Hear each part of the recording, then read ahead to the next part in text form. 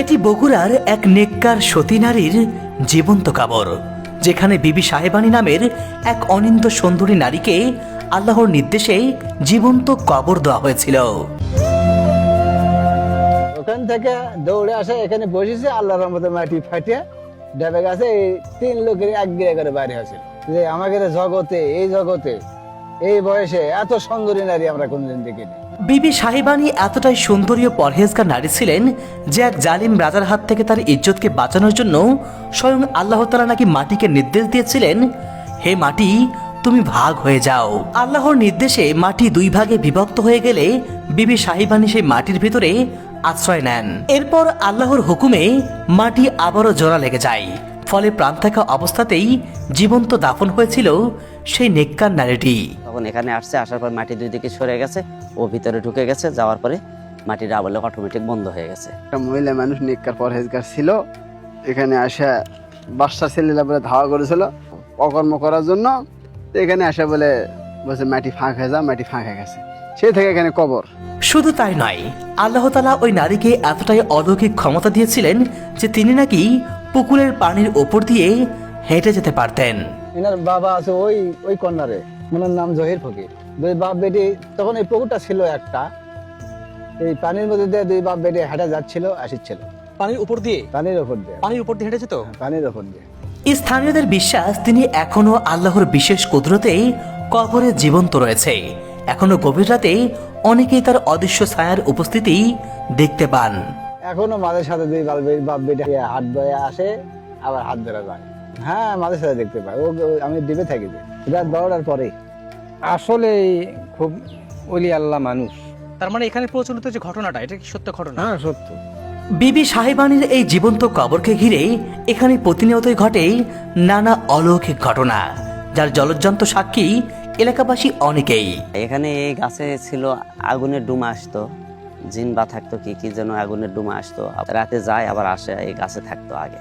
আর সাপ আছে, বিশাল একটা সাপ আছে, এটা দেখা যায় কিন্তু চলে যায়, কিন্তু আমাদের কোনো ক্ষতিকর নাই। স্থানীয় লোকের বা যারা আসলেও আশ্রয় নিতে আসছে তাদের ক্ষতি করে না। এই গাছের খড়ি ঢাল কেউ জুলিয়ে যা পড়ে, তাই পাগলা হবে না, জিন ধরবে, এটা কিছু হবি।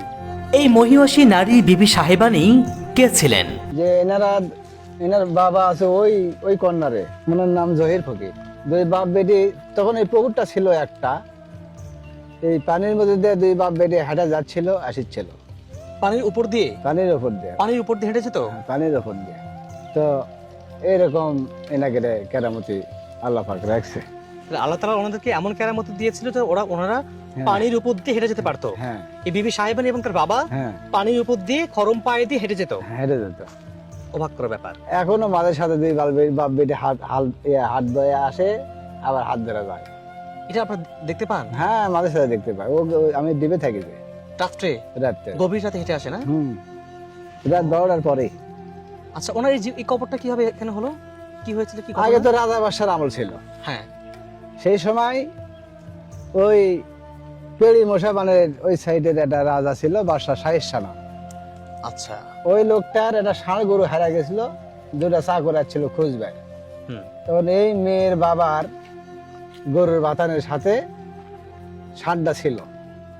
ষাঁড় দেখবার আসে, ষাঁড় পাশে দেখা যায়, এখন পাশে রাজা মশাই ভয়ে বলি না নির্ভয়ে বলি যে আমাদের জগতে এই বয়সে এত সুন্দরী নারী আমরা কোনদিন দেখিনি।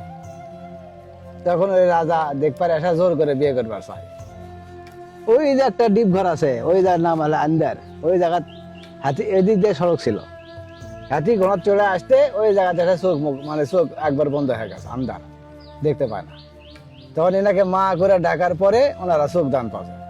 ওই রাজা অন্ধ হয়ে গিয়েছিল। অন্ধ হয়ে গিয়েছিল, মানে জোর করে বিয়ে করতে আসার কারণে রাজা অন্ধ হয়ে যায়। হ্যাঁ, আর এনাকের বাড়ি ছিল ওই পুকুরের ওই পশ্চিম পাড়ত।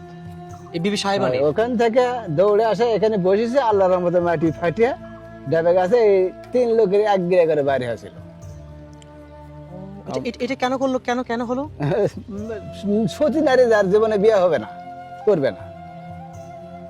উনি প্রতিজ্ঞা করেছিল কখনো বিয়ে করবে না। না, অনেক সুন্দর ছিল, কিন্তু সুন্দর হওয়ার পরে উনি প্রতিজ্ঞা করেছিল যে উনি সারা জীবন সতী এবং কুমারী হিসেবে থাকবে, কিন্তু বিয়ে করবে না। হ্যাঁ, আল্লাহর ইঙ্গিতে ওই নিজে একটা ধারণা করছে।